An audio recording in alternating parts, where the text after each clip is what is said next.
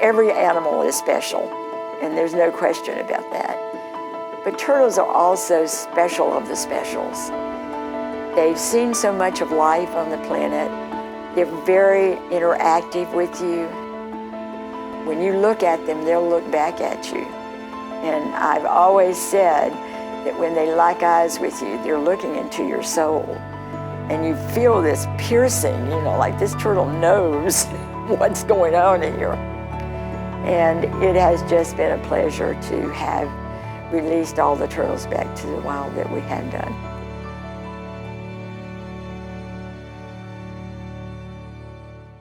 The Karen Beasley Sea Turtle Center is a nonprofit organization, and we have several aspects of our mission, but we're dedicated to the conservation and preservation of sea turtles everywhere. We accomplish that through sea turtle rescue of injured animals on the beaches, through rehabilitation of stranded sea turtles that come from anywhere in North Carolina and sometimes beyond, and through release of these turtles. We also accomplish that through our Topsail Turtle Project, which is a beach monitoring and nesting monitoring program where we can protect the sea turtles right at birth and help them get into the ocean where they belong. A day in the life of a sea turtle here at the Karen Beasley Sea Turtle Center is one of as much care and attention as we can give them in order to make them well and release them back into the ocean. Our day starts even before 7 o'clock in the morning when our volunteer teams come in and they start preparing the diet. And each individual turtle gets a specially formulated diet that might include squid, capelin, Spanish mackerel, any one of a number of different kinds of fish, as well as vegetables for our green turtles. The fish gets cleaned, gets sorted out, gets put into tubs, and attention is paid to what the turtles like. So just because it's one type of turtle, it doesn't mean that it's eating the same thing. So some turtles prefer squid, some prefer fish. We prefer that they eventually get on fish because there's more nourishment into them. So we sort of work to transition them. Some turtles can only eat little tiny pieces of fish or squid. Some turtles, our adult turtles, can eat the whole fish or the whole squid.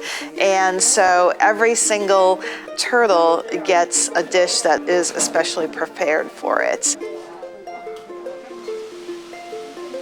After that point, actually, there are also a team of volunteers that are changing the water out on our turtles in sea turtle sick bay because they're left in standing water overnight, and we want to make sure that they have the cleanest, freshest water before they eat. We then feed all the turtles, and they each get a chance to eat their specially prepared diet. Then we give them some time to rest while our volunteer team will go out and do some cleaning in the rest of the hospital. We'll clean the kitchen, we'll clean the common areas, wanting to make sure that the entire facility is as clean as possible for turtles and for people. We then do our second water change for the turtles in our sick bay, where the turtles are actually brought out. They're given a daily bath. They are scrubbed gently with a little bit of Dawn dish soap and then given a dressing of some betadine over their shell. And this is to help kill any sort of external parasites or epibiotics that might grow on their shell, get rid of any algae or anything like that. So we do that very carefully for each turtle while their tank is being cleaned, and then put them back in. Meanwhile, in Turtle Bay, which is our room for the turtles that are a little bit more ready or closer to release, their tanks are also getting cleaned on the outside with a very mild bleach water, and then with a brush and water, we scrub around the edges to make sure that the tanks are clean, that they're not sitting in algae. We'll sometimes take this opportunity to use a clean brush and give a little bit of a back scratch to some of the turtles, and that provides a bit of enrichment for them because, you know, they're not in the ocean when they're here, so we want to give them some enrichment in their lives, and it also helps to clean the shells for those turtles. After that, it's treatment time. So any of the turtles that are needing any kind of special treatment, the sicker turtles might be receiving fluids. If a turtle's not eating, it might receive fluids. Some of our turtles are on antibiotics, some are on some pain medication. It depends what our veterinarian has prescribed for each individual turtle. And our med team will come in and we'll work together to make sure that all the turtles that need treatment are being given treatment. Some of the turtles, if they haven't eaten enough at their morning feed, we'll give them the opportunity. Maybe they want to eat a little bit later on in the day, so we'll give them also the opportunity for a second feeding. And then lots and lots of cleaning. If you're a volunteer here, a day in the life of a volunteer involves a lot of cleaning. A day in the life of a turtle is kind of like being in a spa. You are just completely pampered as much as we can. Then it winds down for the day, and so the turtles then have the chance to have a peaceful evening on their own. They can sleep, they can dream of the ocean and the stars, and soon most of them will get back out there. And that's our eventual goal, to get these animals, some of whom are completely comatose, completely injured when they come here, to get them rehabilitated, to get them well, to get them healthy so that they can go back into the ocean. Sea turtles face a lot of threats, and many of these are human-related, unfortunately. One of the reasons why sea turtles, all species of sea turtles, and the species we have here in North Carolina that we see most often, the loggerhead, the green, and the Kemp's ridley, are threatened or endangered. Some, like the Kemp's ridley, are critically endangered with their population numbers just really in trouble right now. So there are a number of reasons for it. One is the animals can get caught in fish nets as bycatch. They can also get entangled in other kinds of marine debris.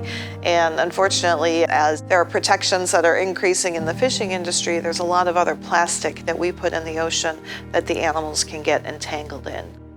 There are some estimates in certain populations of turtles where more turtles than not have some sort of plastic in their digestive tract. And they can also get hit by a boat. And one of our turtles, Myrtle, was actually hit by a boat and had to have extensive surgery. Thankfully, she's on the mend. There are also natural threats. There are threats from predators, and sometimes turtles get injured by other predators or by natural factors in the ocean. But one of the main reasons why most of these populations are endangered is because of the threat from humans. We know what has to be done to save the planet. There is no excuse that we can use to not be a part of saving the planet. And this is something we have to do for my generation, which is fading out fast, but for the future generation of that little 5-year-old. Turtles are just a way of getting to that. People can connect with turtles, so we use them as an example that we can make changes that will ramp up the healing of the planet. It has been really a heartening thing for me to see over my years of sea turtle conservation the improvements that we've made. But I tell you, this building is like a fortress. It's been through numerous hurricanes and survived. It has been a place of love and a place of healing, not only for sea turtles, but for people as well. We've had a number of people who have had tragic things happen in their lives, who've been here and who shared that with us and what the turtles meant to them, being able to work with them and to heal them and to bring them back to health. I am going to miss it, that's for sure, not my retirement, but I won't be leaving it altogether.